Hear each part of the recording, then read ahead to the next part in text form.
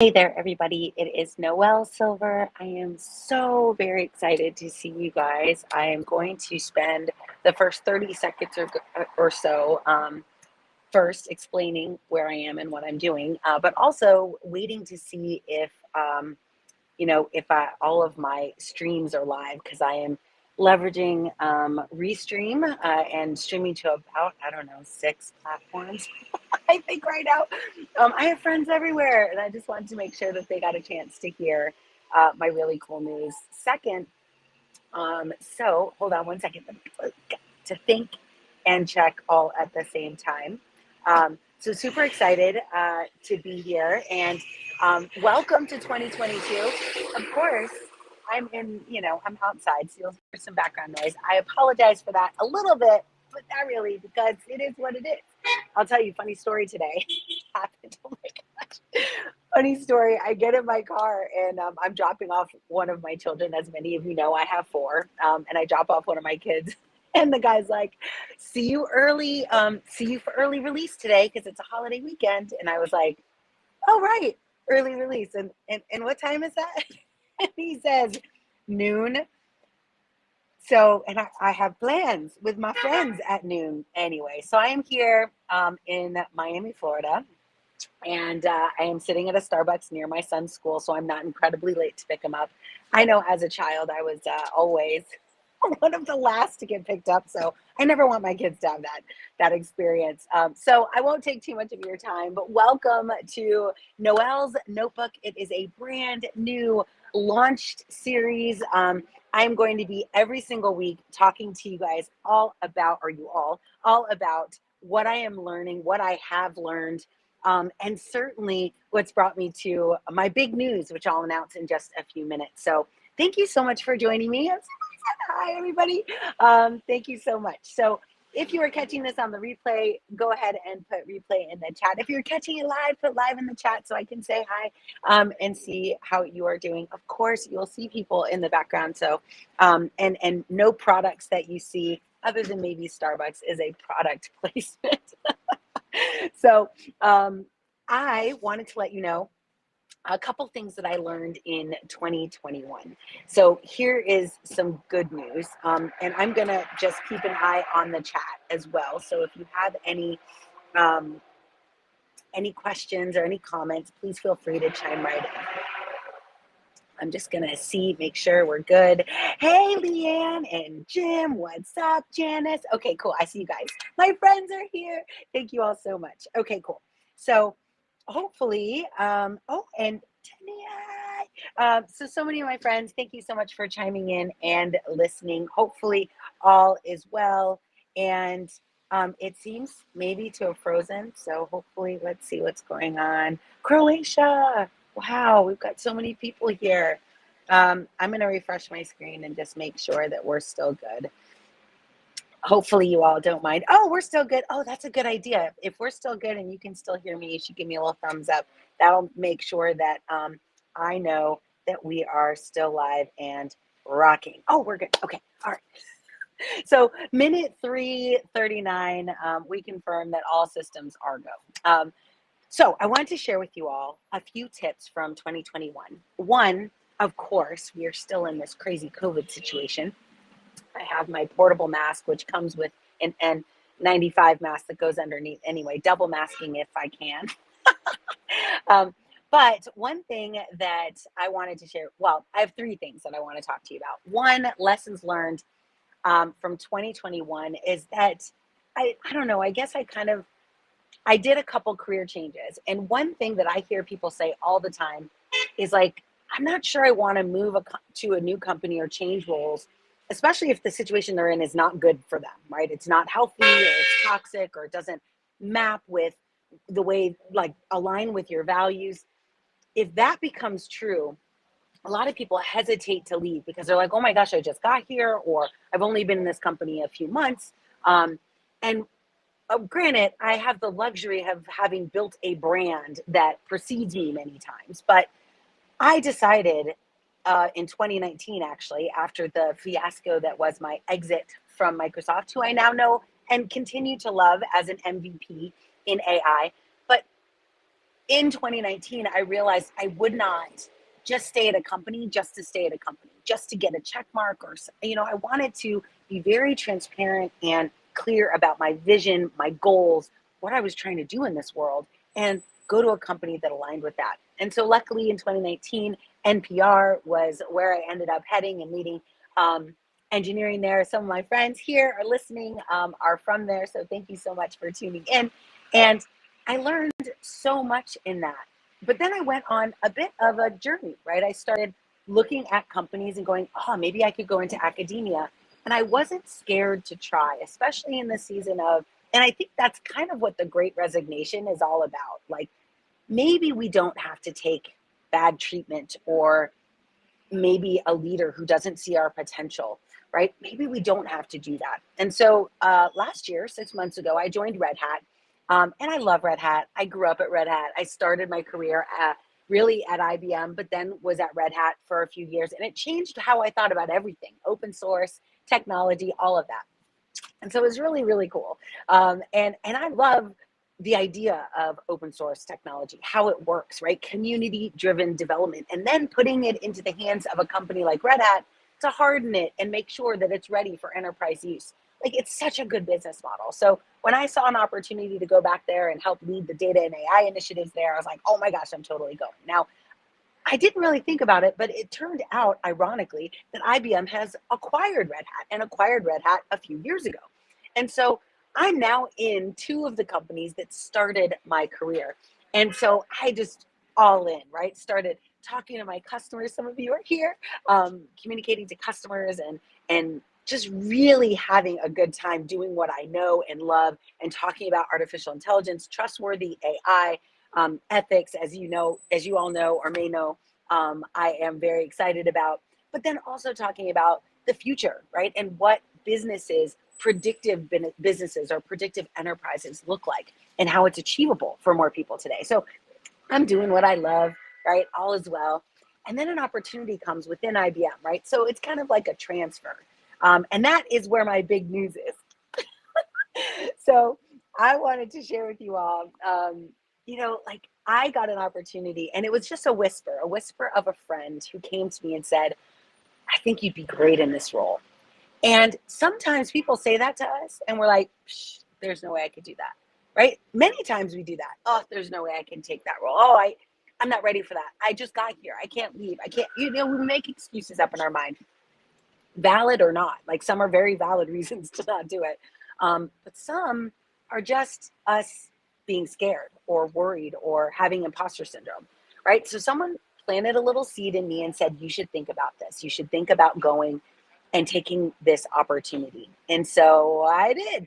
And so I started a conversation that led to, and granted, I'm not looking like I actually put in my mind #unpoachable when I joined Red Hat, because I love Red Hat so much. I love the culture, the people. I mean, there are people there that are still there since I left in 2011, right? And they are doing incredible things. And I just wanted to be part of that. And then, so this opportunity had to encompass that work. And of course it did. And so I ended up, over a 6-month period, talking.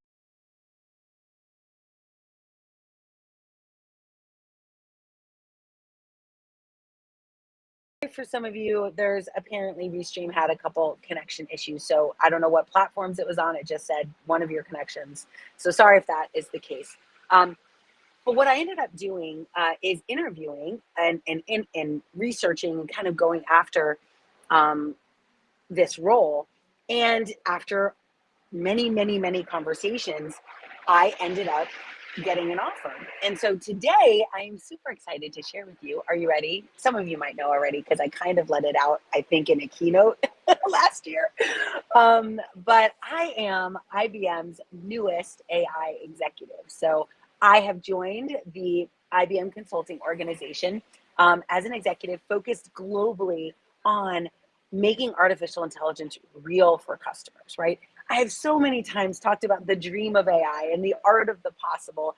And then I wanted to get, in those roles, I was not in a position to actually do the work, to actually implement, to bring the vision that I would talk about on their stages, in their boardrooms, in front of their executives at executive briefings, I could never actually take it to the step of like, okay, let's do this thing.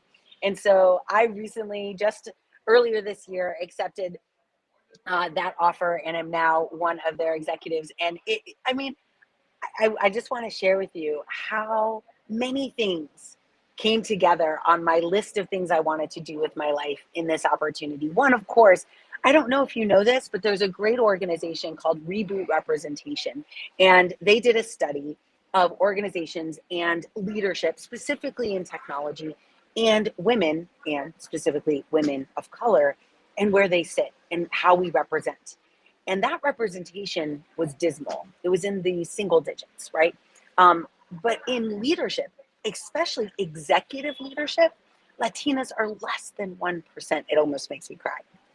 You know me, I always cry in my lives. But oh my goodness, less than 1% of women in positions, in executive positions, are female. So it fueled my desire to be able to operate in this way, to not only be an example to people that this is possible, but also to hold that door open, right? To say, when I'm building teams, when I'm creating solutions for customers, to remind them the value and criticalness of building inclusive teams.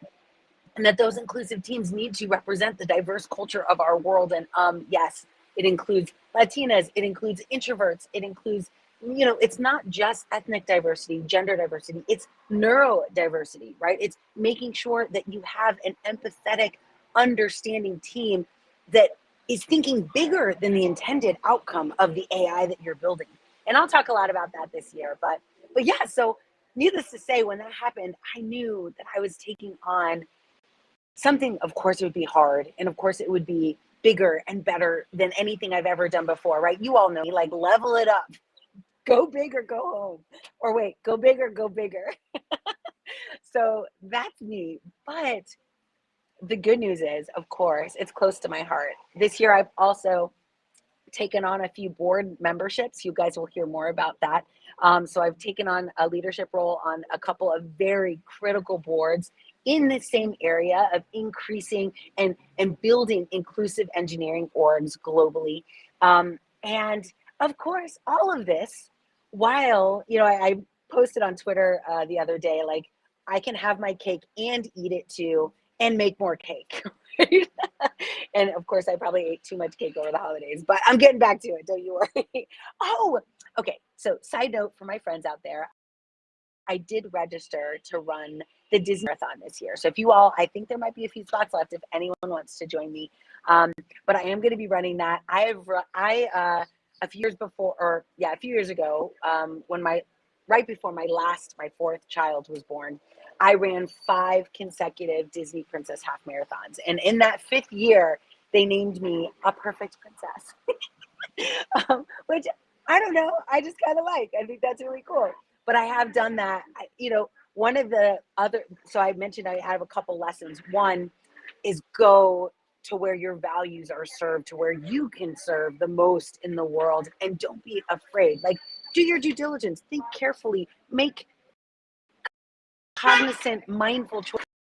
Fear hold you possible, because I just proved to myself, oh my God, that I could do something that I had a dream of doing, but never actually saw a path to getting to.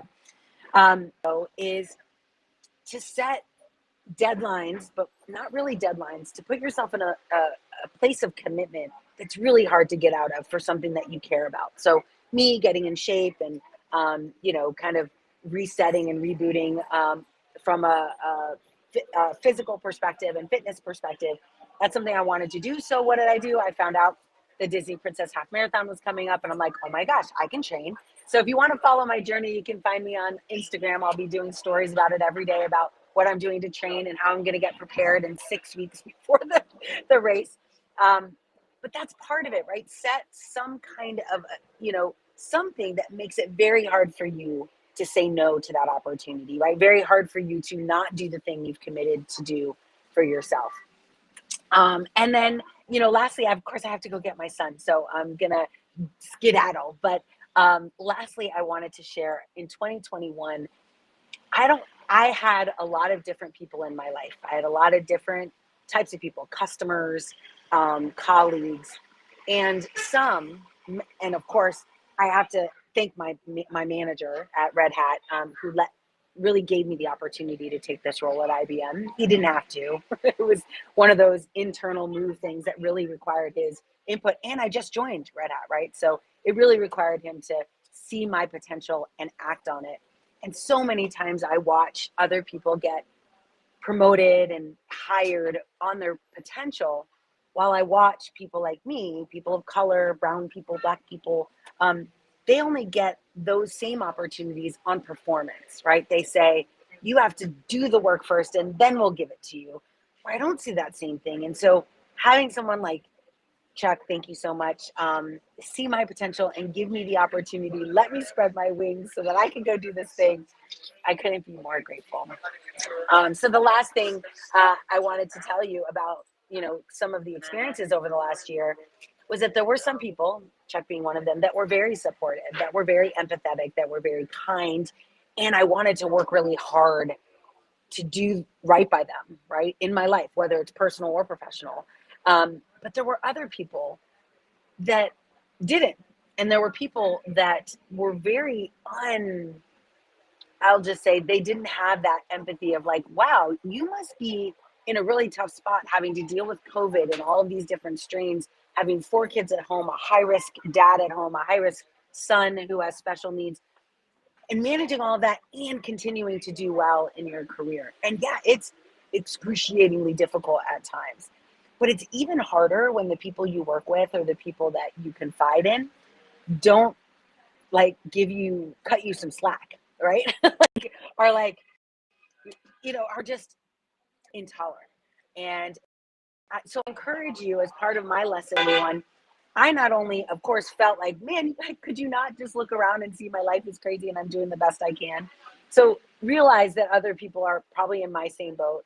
But also for those of us who are overwhelmed, I leverage this book. It's a really great book. If you haven't read it, it's called Nonviolent Communication. And it's kind of like Gandhi-esque, right? Like, how do you communicate in a way that doesn't trigger people, that doesn't make them upset, feel afraid, get defensive?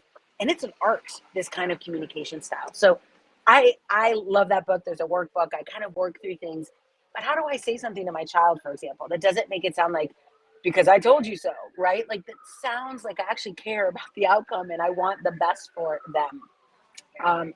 And I think that same communication style is so critical in work, in professional relationships, in entrepreneurship, so much, so much. So I wanted to share with you, no matter what side you're on, the side that's like, oh my gosh, my life is crazy. I wish someone would just look at me and go, it's okay no matter what. And then on the other side of being someone going, I can't believe, you were 5 minutes late for this meeting, right? Like, let's just be a little kinder. We're not back to normal, right? There's some of us that are still very much in the thick of dealing with this world that sometimes closes school at a moment's notice. So just think about that. I hope you all are well. I am so excited to just announce this. You'll see me update my LinkedIn. I got a box, so I'm going to open that tomorrow. It's got my executive stuff in it. I don't know. So excited. Thank you so much. It's been a pleasure chatting with you all. I will every week spend about 15 minutes talking to you about the lessons I've learned, the stuff I've taken down in my notebook over the years in my career. It'll be everything from how to build your brand to how to, navigate your career the way I have, if you choose to take some tips from that notebook. As well as all the things that I'm learning in artificial intelligence and things that I'm doing with my local community. So I hope you'll stay listening and watching and, say yes to any of these invites that come up. If you're catching this on the replay, thank you so much for taking the time. If you're live with me, friends, so many of you, thank you so much for being here, and have a great weekend. And don't forget to kiss those you love. Talk to you later. Bye.